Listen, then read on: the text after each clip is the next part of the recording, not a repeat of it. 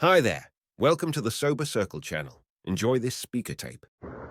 My name is Clancy Immislund, and I'm an alcoholic. As who wouldn't be, I think. Before I say anything more stupid, I'd like to start off with something that happened to me a week and a half ago or so that you might get a kick out of. About, 10 years ago, I was in school, and the boy and I had come back from the Navy after the war and gone back to school, and he was fresh out of high school, but we were in the same grade, but quite an age difference. And he was one of these clean-cut, all-American types that repel me on sight, and you, I'm sure. But he and I banded together and pooled our meager resources, and we won the National Intercollegiate Championship in 1949, and he and I made up the team. And even at that time, people were saying, why can't you be like Dick, good old Dick, clean-cut, all-American boy, you rotten, sodden bum, you know. And my wife used to tell me about why couldn't I be like Dick, and my parents, and the president of the college, and my friends. And in the ensuing years, things got worse. We pulled farther and farther apart. I kept sinking deeper into the mire. And each time I'd get in jail, I'd wonder, where's old Dick tonight? Old Dick kept rising, and I kept sinking. Eventually, I was committed to the nut house, and Dick was elected president of the Junior Chamber of Commerce. And by this time, I'd left Wisconsin far behind me. I wanted to be as far away from this wretch as I could be. And I got thrown into jail in new and different states and cities and under new and varying conditions. And Dick, with perseverance and pluck, rose to the top. Last year, I think we achieved our widest division. I'm sure everyone that I knew said, why can't Clancy be like that person? And, so last year, I finally wound up in a new area in the Phoenix drunk tank, and some guy was giving me the boots because I'd vomited on his bed. And old Dick was elected president of the State Junior Chamber of Commerce. I've been made an executive of the bank in my hometown. That's a typical success story that just makes your heart warm for America.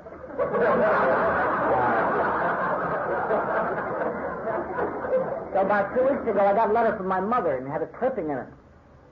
And I pulled it out, and I opened it, and there was the front page of my hometown paper.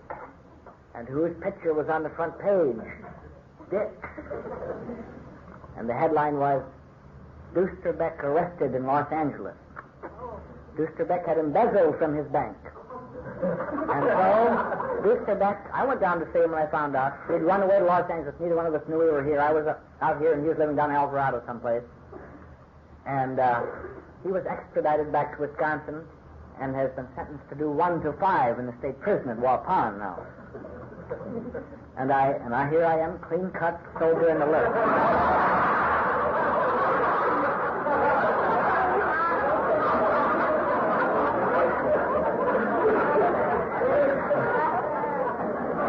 And I feel if there's any justice anywhere in this world, someone will write to him and say, Dick, why can't you be like Clancy? But I got quite a laugh out of that clipping, though I showed it to everyone that would stand still long enough to look at it. It did give me a laugh, but it did call back that perhaps my past years could have been a little better spent than they were. Late last summer, early last fall, I guess, I spoke here. I think it was the first talk I ever gave in Los Angeles of any length. And I remember coming in and thinking, well, I don't have much to say. I haven't been sober very long, but I can tell them what's happened to me. It was pretty flamboyant, the areas I'd operated in my drinking. I remember when I got done how good I felt that I'd gotten so much of that confessional phase out of my system. And tonight, as I was driving down here, I was thinking, well, it's a little different situation now. Then I didn't even know if I could stay sober, but I remembered so much that had happened. Now I think maybe I can stay sober a little bit, maybe tomorrow. At least I'm sober today, and things are a little bit better. And perhaps I have progressed a little bit. I have nothing exceptional in my life, I don't suppose, except that it happened in a shorter period of time than some others. It happened maybe in a 12-year period in which I achieved various heights and various depths that I wouldn't care to go through again. There was, I can think with joy of the days that I was a brilliant young newspaper reporter with a great future. And then they decided I wasn't very brilliant anymore, and so I no longer was. And I tried to become a brilliant young advertising man. I was successful for a while. And I was a brilliant young engraving production manager.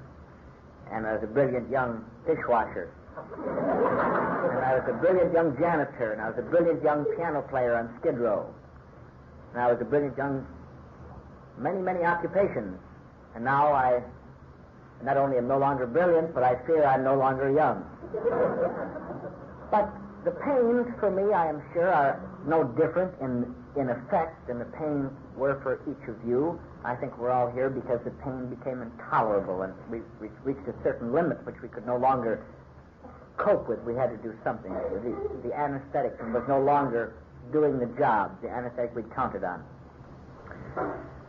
As I stand here and I was joking about Dick, and I mentioned the nut house, and I remember that very clearly.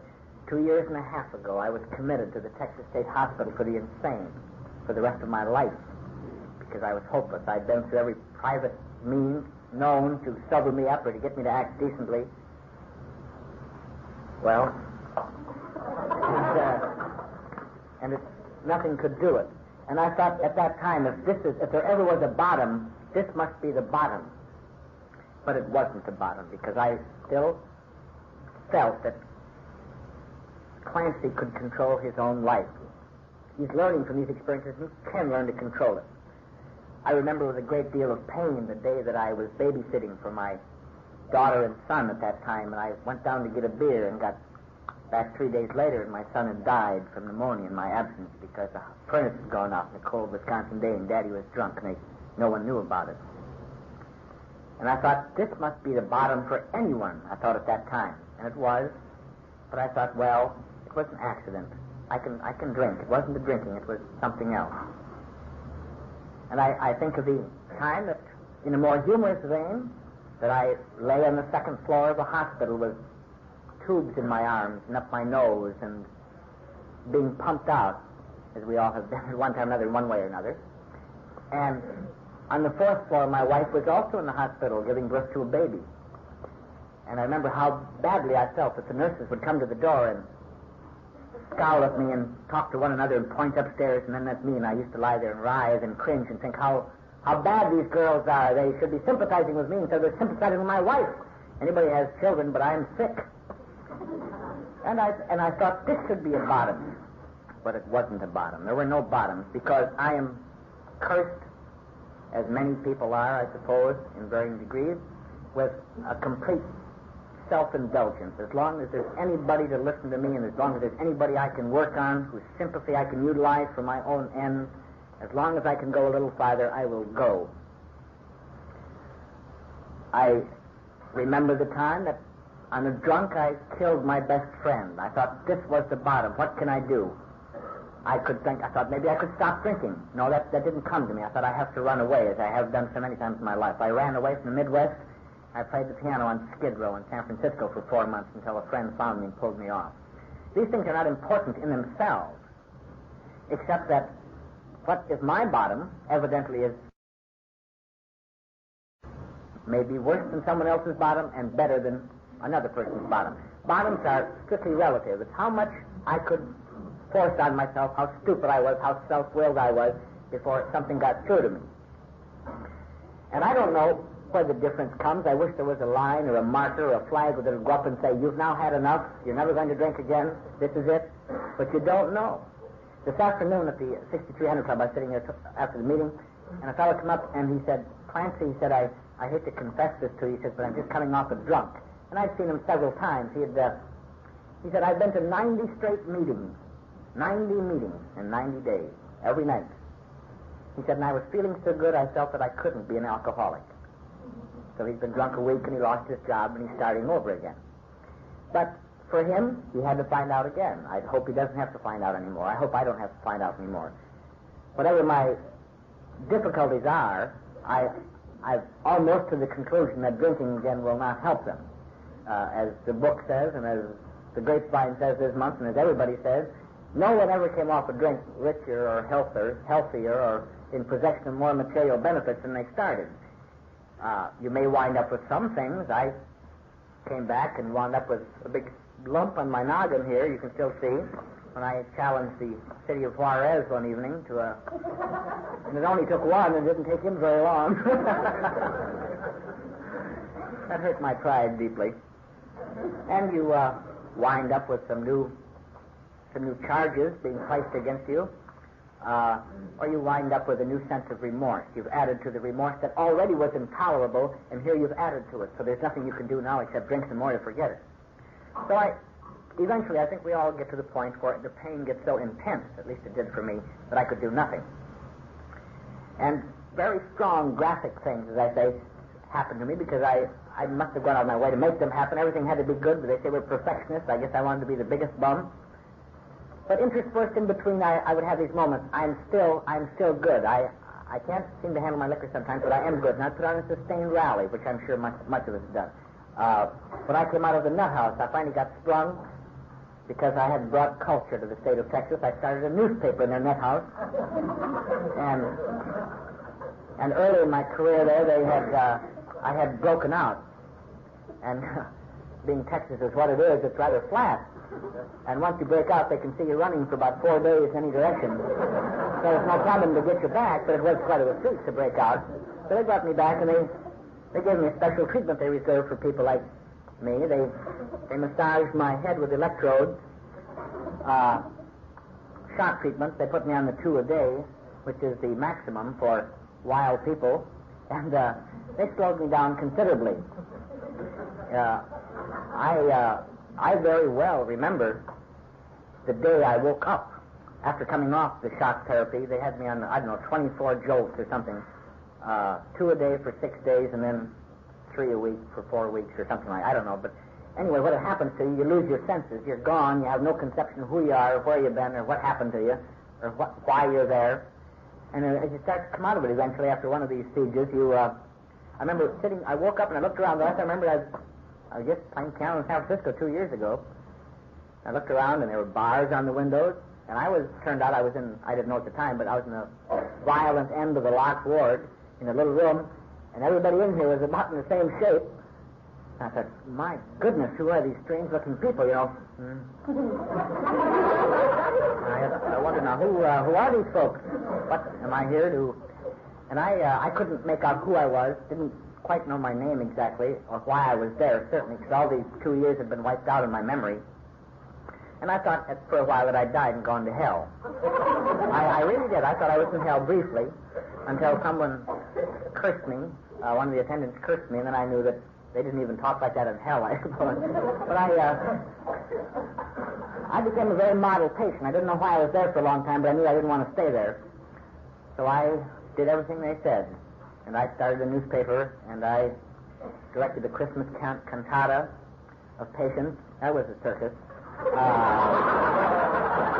I became the campus mailman, peddling mail. I had a pretty good deal. I let one of the preachers come out to convert me. I got out of there, in short.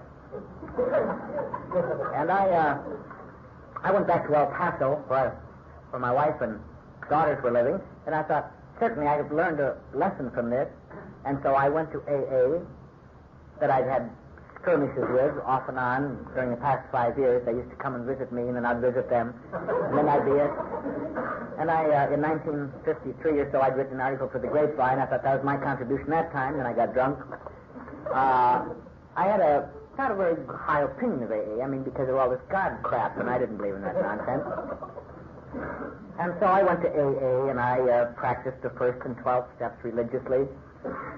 I announced that my life was unmanageable, and I told other people all about it. I carried the message. There's my AA. And I made, maybe 4 months after I got out, till I got to my birthday, my first birthday. I counted all the time I was on shock treatments. I figured that's only fair. I hadn't drank. So I the day of my first birthday, I thought to myself, well, I've given it a chance. Doesn't make it. I'm not happy. My wife is still mean. My children are loud. My boss is cantankerous. A sensitive flower like me needs a little stimulation. So I stopped into Juarez and had a little vodka on the way to get my birthday cake, hoping that it would leave me breathless, as Mr. Smirnoff says. And so I never got to get my cake, and I guess it's still sitting there waiting. Must be old and tired by now. This is a couple of years ago.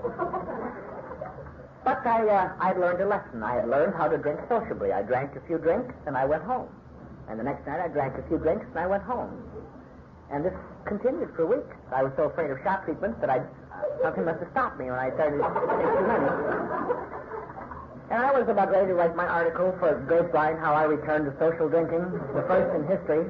And I got a very excellent job in Dallas. I went over there and worked on such great projects as the conversations between Elsie and Elmer, the Borden cows, and Hager slacks on what kind of slacks the people are wearing, and Fritos, the commercials for Fritos that you see on television that make you so thirsty that you get drunk and then the Fritos bring you out of it. Evidently, it's what the theory you worked on, I believe. And I socially drank, and I went to all the advertising parties, and I drank martinis, and every once in a while I'd get into work, and I was there at Christmas time and got a lot of bottles, and it was fine. I brought my wife, and she came to Dallas, and had another daughter. I had 4 daughters now, and I was expansive and wealthy and a nice home and a car. But, of course, it's inevitable. My drinking was catching up, and pretty soon, bang, I was in the sanitarium. The job took me back. Bang, I was fired. Then I went to work at another job, equally good, because they thought I still had places to go and con people. I said, now, give me one more chance, because I've seen my mistakes now. I think what's wrong is I've been drinking too many martinis. I'll just drink beer, and I'll drink it at home. And I got a job as a manager of a very large plant in the graphic arts field, and I did a very fine job, and I went back in the sanitarium for a week this time. And finally, my wife and children left me for the final time, and I lost my job, and everything came to an end. Every chance I'd had finally ended. And I thought, boy, I'm really being persecuted. This is too much. So I rented a car. My car was gone. My house was gone. My family was gone. And I rented a car and flipped off to Wichita Falls and wrote a newspaper for some political campaign. Just sat at a typewriter in a hotel room and drank and wrote a whole newspaper.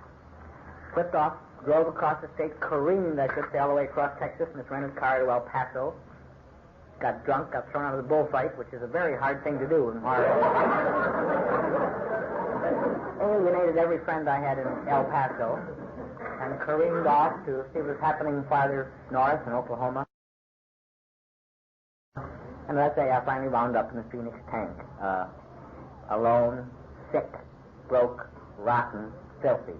And since I couldn't drink, I had to face the reality that I was there and there was no place for me to go.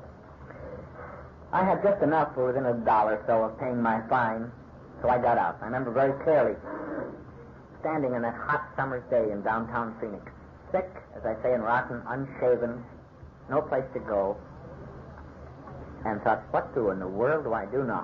Who can I contact that will help me out of this mess? And I had a dime. I didn't have enough to place any prepaid calls, but I called collect. I called to all my relatives in Wisconsin and in Minnesota, and I called all the places I'd worked for the last 8 years, or 9 years. I called the college I'd attended. I called everyone, in short, that I could possibly think of that I knew. Incidentally, I called Dick, and he... But not a person of all that crowd would even accept a phone call from me. They wouldn't accept a collect phone call. And I had no conception who my wife was, and she instituting divorce. So there was nothing, I had no place to go. I had my choice right then, and this is true. We laugh at it now, but this is how we feel, at least how I felt at the time. I thought, now, how can I commit suicide? I can either commit suicide, or there's nothing else to do.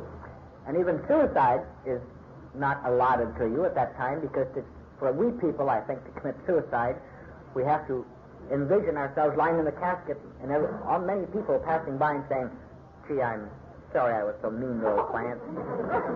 Otherwise, suicide is pointless. And There wasn't anybody that'd do that, I didn't think. So I thought I can't even kill myself. First, I'm denied such small privileges as this. So I walked 12 or 14 blocks through Phoenix, dodging police, and terribly alone, and walked to the Arid Club at Phoenix, and I walked in, and I sat there for 3 days and shook, and shook, and shook. Was very sick. And I finally got through to an editor that I once knew in Texas on the guise of being a Phoenix correspondent calling in, so he accepted the charge. And I laid my story on him, and he wired me $20 on the basis that I would not use it to come back to Texas. So therefore, Los Angeles held forth its arms to me. So I came here, and I went back to AA, and I thought, I have to give AA one more chance. It's funny now, and it's funny in retrospect, these things, but we all have been there in various ways ourselves. We know the terrible feeling of this is the end, and I think this was the end. I had never much more important bad things that happened to me, but nothing that left me such a feeling of alone. There's nobody now except you that gives a damn whether you live or die. So if you don't care, you're done. And I thought, what is it? I knew the book. I think one of the greatest drawbacks that a slipper has in coming back, or a person who's played around with the program for a length of time, is that you know all the phrases. You know the book. I read the book twice, and I didn't pay any attention to it. I read the book. I knew the steps. I could recite them. When I came back to AA, I knew all the cliches. I knew all the trite phrases. I'd ridiculed all the spiritual bourgeois that people had been pushing out. And all of a sudden, I found myself in a position where I have to go back and start all over again and listen to the same things and try to believe them.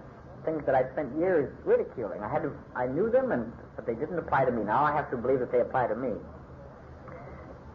And for any slipper, any person coming back, I think that problem is there. There's no longer any golden, wonderful honeymoon period, at least not like I've heard it described. There's no longer any magic in coming into an AA meeting. There's not going to be a mantle of fire descending on you that's going to relieve all your pains forever and again as long as you live. You're going in there, you know, because this is the only damn place you can go to keep sober. And if you can't get it here, you're done, because you've tried everything else. And so I threw myself into it. And I didn't do a very good job. I was pretty sick mentally. I know that alcohol is our problem, but I'm sure that our squirreled up thinking compounds it grievously. And one of my fears had always been that I was going insane, and I thought I couldn't stay sober and remain sane because I had so many remorses, so many things that I'd done in my life, so many opportunities I'd lost, so many people I'd alienated and hurt. And I thought, how can I possibly stay sober? This pain is so intense, I have to anesthetize it. And it wasn't very easy at first. It wasn't easy, I'm sure, for any of us at first. And I'm just saying this to confirm my own opinion. I'm like everybody else. It wasn't easy for me. And I was terribly sick, and I went to meetings. Every meeting I could find in the book. I went at night, and I went in the daytime. I went at night. And I didn't have any money. I had weeks of just... The first 4 months I was in Los Angeles, my clothes were locked up more than I had them. I mean, landlords were locking them up more than I was using them. So they still retained some semblance of use because I didn't use them much when I first came here. But I didn't much care, really, because my thought was, I have to get sober. What can I learn on this Alcoholics Anonymous program? And I thought, if there's anything I must learn something about this God nonsense. I had God pounded into me when I was a little boy. I was raised in a Lutheran family where God sat in a cloud. And it seemed to me as a little boy, he sat up there somewhere and he was a mean, scowling old thinking. He waited for people to make mistakes, and as soon as they made a mistake, he'd look around, and I didn't want anything to do with people like that. I wouldn't drink with a guy, I wouldn't stay with him sober, as the phrase goes. And so I had to find something that I could understand, and I thought higher power, and I talked to many friends, and they helped me a great deal in formulating an opinion. And it finally, now, this is very brief, and I won't bore you with it, but my God, to me, my higher power, is certainly not your higher power, and I'm sure you all have yours. I have mine.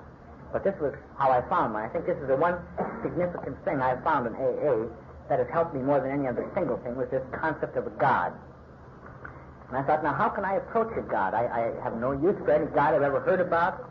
Where is God? And to get on this higher power business, I thought, well, what do I respect? What is the single factor in the world that I respect? I don't respect money. I know people with money that I hate. I don't respect physical things. I respect, I guess, intelligence. I have a great deal of respect for people that I have an infinite amount of intelligence that can think.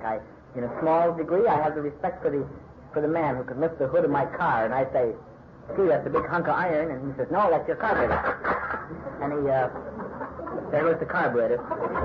There must be something that I can evolve for me that I can believe more, that will fit what I can understand. I don't understand very well. And eventually, through months of grasping and probing, it may change tomorrow. But I came up with something that's helped me a great deal recently. And the thought, for me, my personal God, my personal, that I pray to is like, I think of as this intelligence as something maybe like a television antenna. And it's sending out a picture of good, or a picture of what is right, of serenity, peace, understanding, what you may call it, to everybody. No more to me than to you, or no more to you than to me. But we're all getting it. And I feel if I'm not utilizing it, if I'm not getting any serenity or peace, I've been monkeying around with these dials on my set, and there's something wrong with the receiver. There's nothing wrong with the antenna sending it out. And so if I'm not careful, I get nothing. And if I work very hard, and I keep doing the things that I'm told to do, and that I can understand, then I'm in effect working a little bit with the dials, and maybe all the snow and fuzz will slow down after a while, and there'll be a little line, or there'll be a vague outline, or a vague picture, as we all have done with our TV sets, and keep playing around and hoping, this is the knob, no, this is the knob, this is the knob. And so in every way, I have to try to monkey with these sets myself. I have to try to become less intolerant. I must become less resentful. I must work on the resentful knob. I must work on all the knobs of my personal failings that have made this picture completely undecipherable to me. And I think that if I am doing this, if I'm working, I will get some serenity. If I do not, I can't say God is persecuting me, God is making it tough on me, God has forgotten me, He's not answering my prayers. What kind of a God to change gods again? This one isn't getting my messages. But I do think Clancy is sure screwing up again. Clancy better get on the stick. Clancy couldn't sleep last night. Clancy's doing something wrong. And this way I've been able to understand it. As I say, this means nothing. I'm sure that your concept of God is much better than mine. But to me, I've been able to live with this, and I've been able to understand the 12 steps of this program in light of that, as a God who does love me, but He doesn't love me better than anybody else, and He doesn't love me less than everybody else. He loves me, and He loves you, and He loves them, and if we wish to return this love, we'll be serene, or more serene and more happy. If we do not, then we're just monkeying with the dials and playing with the rabbit ears, and pretty soon it's all going to be all snow up there again, and we're going to be drunk. And I had a little trouble with humility. I feel that, I don't know about you folks, but to me, the one reason I could never achieve any humility was because I always felt so insecure and inadequate that I had to keep the front up constantly. I could never let down the front and even pretend to be humble, because people might see how really humble I really was, what a rotten bum I was. Always arrogant, smart, always smart and smart, clever, ha ha ha, nothing ever gets through to me. Because if you keep the wall up thick enough, they'll never find out what a softy you are. Nobody can ever hurt you. You're never happy, but nobody can ever hurt you. And you go through life and you think, I've got it made, except the times when you wake up in the middle of the night and you think you're going insane, and the times you can't eat and you have to stay drunk to maintain the front. But outside of that, it's a marvelous defense against the world. And I think in AA, one of the great concepts for me was the idea that everybody here feels as inadequate as I do. Everyone here, in one way or another, feels that therefore they have committed the sins that I've committed. Not the same ones, but they feel they're as black as the ones I've committed. And everyone here is here for one reason. We're not here, for Christ's sake, to go to the Elks Club to sell merchandise to the guy sitting next to us. We're here for one reason, to get our sanity back. And certainly everyone must be at the end, because nobody comes in here after 2 beers when they don't like the beer, so they come to AA. We're here because we spend our life, or as much as we care to spend, of trying every method of cheating and robbing and lying and using every method known to stay away from facing reality. And so, but still, humility to me was a tremendous hurdle. I don't understand humility. Humility, when I said humility, I'm sorry, but all my life has conditioned me. For many months I thought humility was the little humble, tugging on their forelock type that smiled everything and never answered back and never did anything. And I'd run kicks like that of 4 or 5 days of adopting humility. And at the end of about 5 days, I'd be so upset I'd curse everyone against all my humility kick was, and I varied constantly between this arrogance of insecurity and this trying to be humble, which didn't fool anybody, myself. And I thought, I'll never get this humility nonsense. I'm too stupid. I can't make it. And then for me, now this may not be for anyone else, but for me, it suddenly came to me that maybe humility, for me, I could think of as teachability. Because part of my front was all the time, you can't tell me anything, I know it, and I know it first, and I know it better. And the idea that maybe somebody else could teach me something. Maybe I could listen to someone else. Maybe I could sit night after night after night in an AA meeting, not just to come in out of the cold, but to listen and try to apply what I'm hearing, try to apply to my own life and my problems. And somehow or other, by using teachability for humility, I found a little piece that probably is not the correct way to work AA, and I wouldn't suggest it to anyone else, certainly. But for me, this is what I found these past months, that I can maybe a little bit be taught. Maybe I can be taught more next week, and maybe, I hope, much more next year. But at least I've been able to listen a little bit. I've been able to get enough security so I can take down the front enough so I can let people know that I'm listening. And that is, to me, a marvelous thing, because the pressure's off. You don't have to impress so many people anymore. You don't have to keep conning. You can kind of sit back and say, well, if you don't like me, you don't know what you're missing, because I'm all right. It's a marvelous feeling. But I've had some good things in AA. I mean, no material things, especially. During the time I've been here, I've been one of the outstanding janitors on South La Brea. We're perfectionists, and I try to get the cleanest windows in our shopping center. I have washed dishes up on the Sunset Strip, and I'll never smear another dishwasher again because I couldn't even cut it. These guys were waiting for me, and I was slow, and I thought, this is pretty sad. Here I've spent all my life making fun of dishwashers, and I can't even do it. But it was a good experience because I was doing something on my own that, no, I wasn't conning anybody, I wasn't cheating anybody, I was working my fingers to the bone for a 12 and 13-hour shift at night. I felt good in the morning. I felt awfully tired, and I felt cross, but I felt, well, at least I made these bucks honestly. I didn't con anybody out of them. And I have done various things. Now, next week, if things go well, or maybe not. If things go well, I'll be writing again, maybe for NBC television. If things don't work out that way, I hope that they're going to work out, I may be back washing dishes on Sunset. But it really does make a difference because I can sleep at night, and there's the difference. That's what sobriety brings. Sobriety doesn't guarantee me, as you've heard, any jobs or anything. It gives me the ability to cope with the problems I've got within me. I'm sober enough now, if I can cope with the problem, I can go to as far as I can get these knobs going. And if I can't cope with the problem, then at least I'll be clean and I'll be off the streets and I won't be bothering people. But if sobriety that is given to me is what only a chance to utilize what I've got. If I haven't got anything, I can't utilize it, but at least I'm sober. So AA, to me, has given me one other thing that I thought I'd lost. I guess the last time I cried was about when I was 9 years old. My dad beat the hell out of me for something, and I cried beautifully. I thought, nobody will ever make me cry. And I didn't. I had tears in my eyes sometimes, but I didn't cry because, by God, nobody ever sees that I was soft again. I would keep that front so tight they'd never see me soft. Last Christmas Eve, I was feeling a little sorry for myself. I was about 7 o'clock at night, and everyone else was going home and wrapping presents and living it up, and I was sweeping out the store down there. The janitor was finishing up, and I thought, gracious, this is kind of a futile, what's the sense of keeping sober? Everybody else has got something. I got this broom for my Christmas Eve present. I don't like it. And the phone rang, and my 4 daughters called me up, and they were on the telephone from Dallas. And each of them spoke to me in turn. They said, Daddy, we're just going to bed now, and we called you to tell you that we love you very much, and we're glad that you're getting better. And we have to go now, and We talked a minute more, and then he hung up. And as I say, I probably won't see him for a long time, but I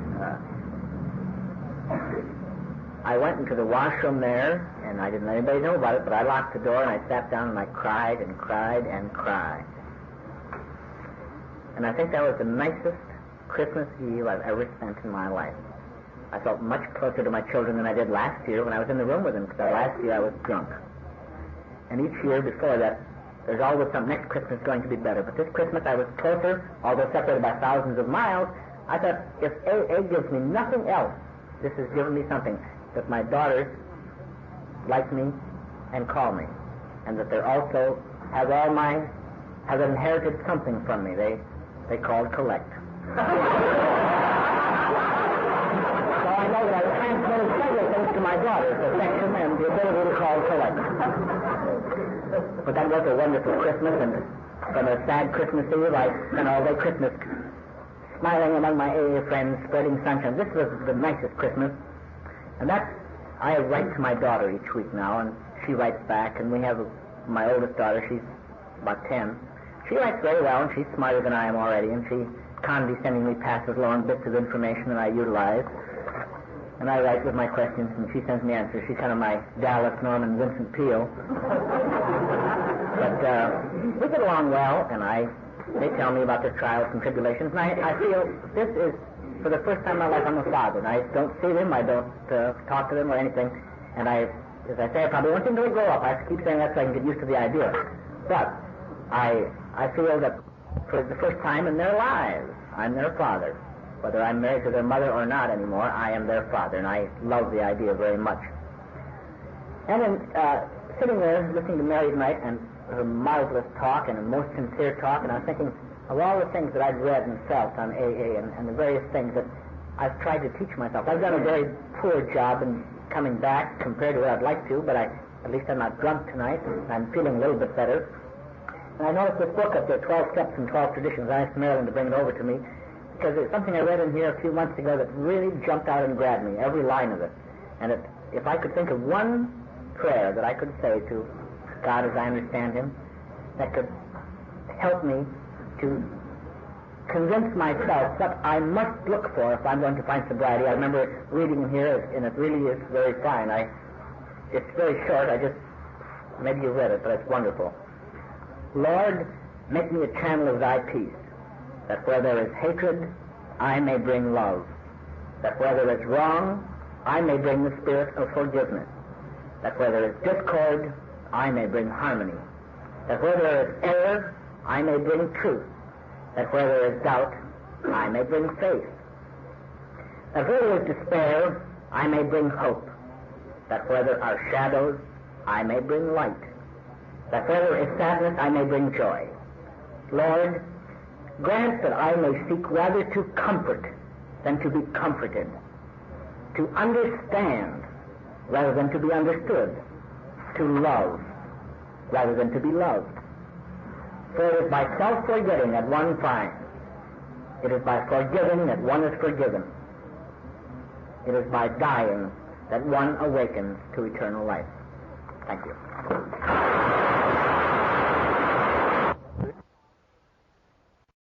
Thanks for listening. Please support the channel by liking and subscribing.